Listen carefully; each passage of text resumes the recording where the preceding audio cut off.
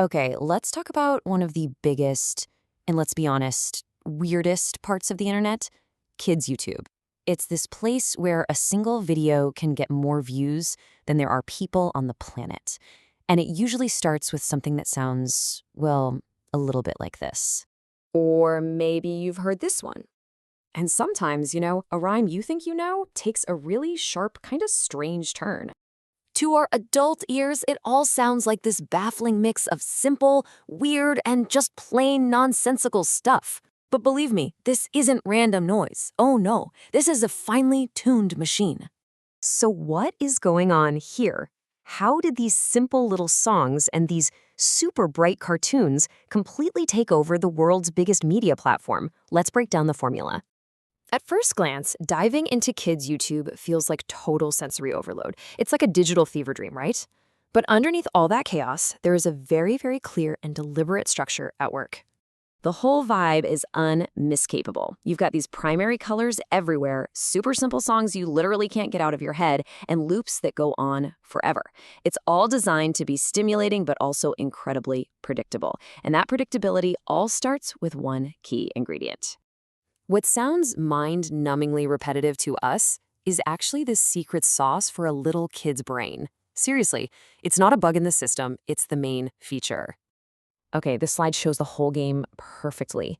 You take a song you know, like The Wheels on the Bus, and you keep the structure exactly the same. The X on the bus go Y. The only thing you change is one little piece at a time. The wheels, then the wipers, then the people. It creates this super safe way to learn new words. And this repetition isn't just for words, it's for storytelling too. Take Three Little Kittens. The whole crisis of losing their mittens and the punishment of no pie, they repeat that 3 full times before you finally get to the happy ending. It just drills in the idea of cause and effect. And nobody, nobody, has perfected this like Cocomelon with their whole yes format. A parent sings something like, peas, it's time to eat your peas, and the kid immediately sings back, yes, I want to eat my peas. It's this simple, positive little loop that just models the behavior you want to see, over and over again. So here's the main takeaway. This isn't lazy songwriting, not at all.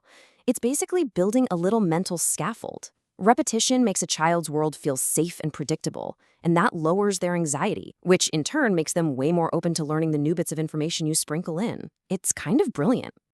So once you got them hooked with a catchy, repetitive song, what do you do with that attention? Well, you start teaching them stuff, and that's where this whole world becomes a kind of digital classroom.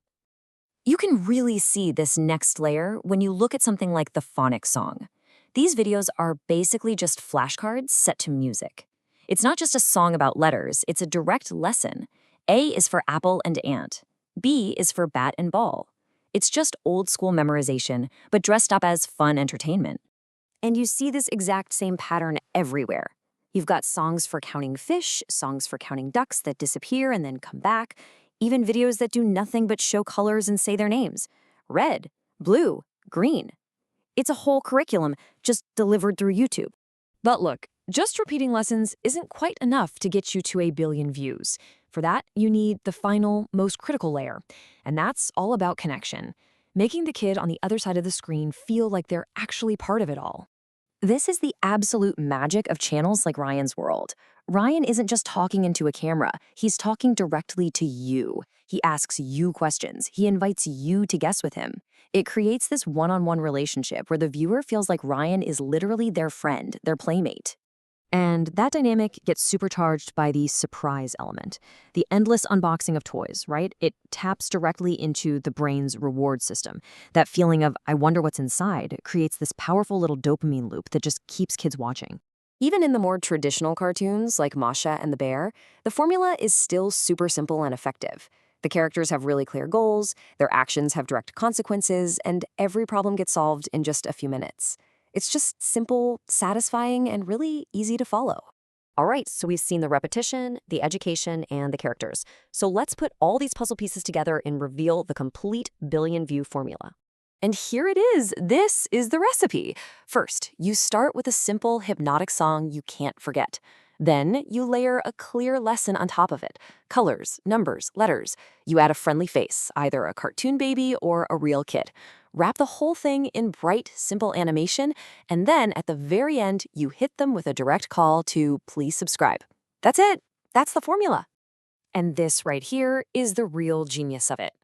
This formula is perfectly designed to serve two different masters at the same time.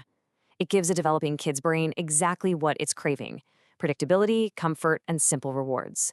And simultaneously, it gives the YouTube algorithm exactly what it's craving: super high engagement and really long watch times, which it then rewards with more and more views. Which, of course, leaves us with a pretty big final thought. This stuff is a massive commercial success, and you could argue it's an effective teaching tool. But it's a system where the content is being shaped just as much by an algorithm as it is by actual people. So when an algorithm becomes the world's most consistent storyteller, it's really worth asking, what kind of stories are we telling?